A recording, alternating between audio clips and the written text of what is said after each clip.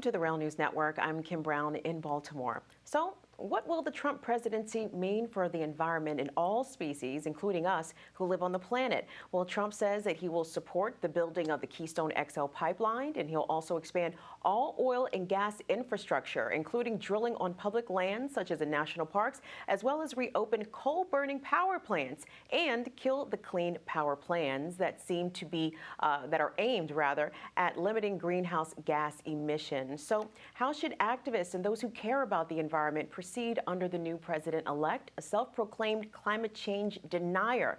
Well, joining us today from Hastings, Nebraska to discuss the way forward is Jane Kleeb. She is the president of Bold Nebraska and Bold Alliance, which is a grassroots group that worked with farmers, ranchers, and tribal nations to stop the Keystone XL pipeline. She's also, like I said, the president of the Bold Alliance, where they aim to expand the model used in Nebraska to take on big oil in Louisiana, Iowa, and Oklahoma.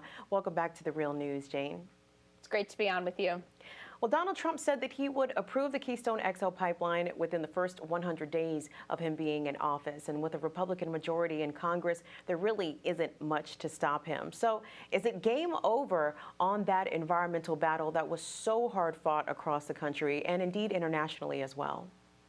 Well, in a shock to Donald Trump, there is a thing called state rights. And with oil pipelines that come through state borders, they have to go through state pipeline routing laws as well as eminent domain laws. And so in the state of Nebraska, he has a very fierce fight up against him. There's over 100 landowners that continue to refuse to sign with TransCanada and never would sign with TransCanada. And a lot of our state laws are making sure that, they're actually conflicting because of the way that TransCanada really messed things up in our state years ago. So there's no way he can approve it within the first 100 days because of the legal barriers here within our state.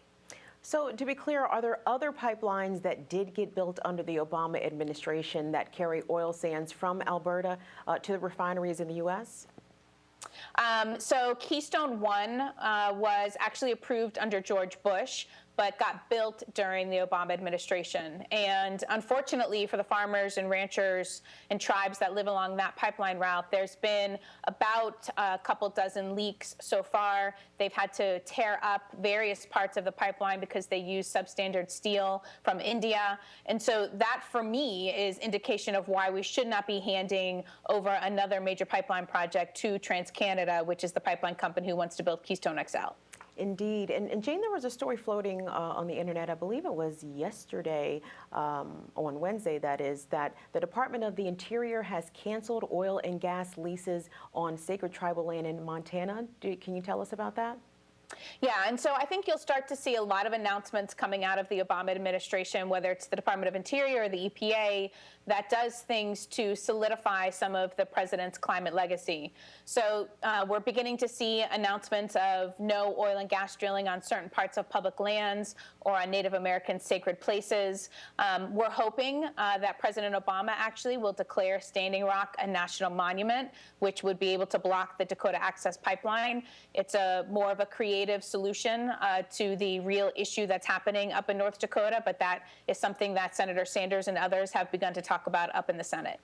Well, the Real News recently produced a documentary that's currently posted on our website that shows the huge political influence of the oil billionaires, the Koch brothers, on the electoral and legislative process here in the U.S. to limit action on climate change.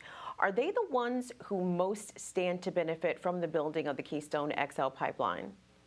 There's no question. And folks like Donald Trump and Harold Hamm, who have investments in a lot of these big oil companies, will financially directly benefit. I mean, Donald Trump has disclosed that he has financial interest in the Dakota Access Pipeline, for example. So, we are very aware that we are up against big odds, but we were even up against big odds with the Keystone XL pipeline. We got that project denied twice, I think people often forget. So we're ready to fight them. And I think it's going to be very difficult for Republicans in this atmosphere to say that they are siding with a big oil, and for TransCanada, a foreign oil corporation, over the property rights of farmers and ranchers. And that is something that we definitely pushed on President Obama. So it wasn't just a climate angle. And now we will essentially double down on that message to President-elect Trump.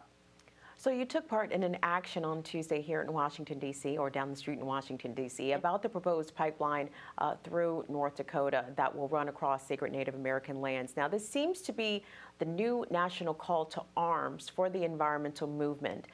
Talk about that protest for us. So it is a very significant kind of next step from my perspective in the climate justice movement, which is much more than environmentalists. It now includes farmers and ranchers, Native Americans, folks who are really coming across kind of ideological and identity politic lines to protect land and water.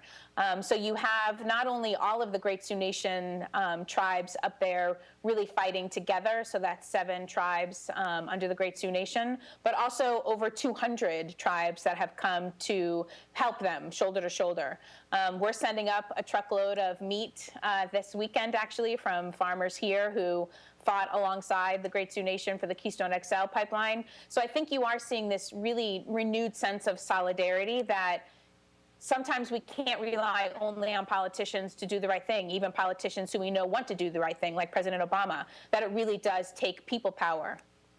Well, Jane, talk to us about how to build a stronger environmental justice movement going forward, and also how not to give up on progressive environmentalism, climate change under a Trump administration, because Donald Trump has, made these promises that he is going to roll back some of the environmental progress made under the Obama administration. And as we're looking at some of the information coming out of COP22 this week in Marrakesh about how perhaps even in spite of the Paris Agreement, we could be heading towards possibly a 3-degree rise in global temperatures that will have catastrophic effects. So it's really hard to keep fighting when there's someone who's going to be in the White House who is determined to stop everything that you're doing. How do you respond to that?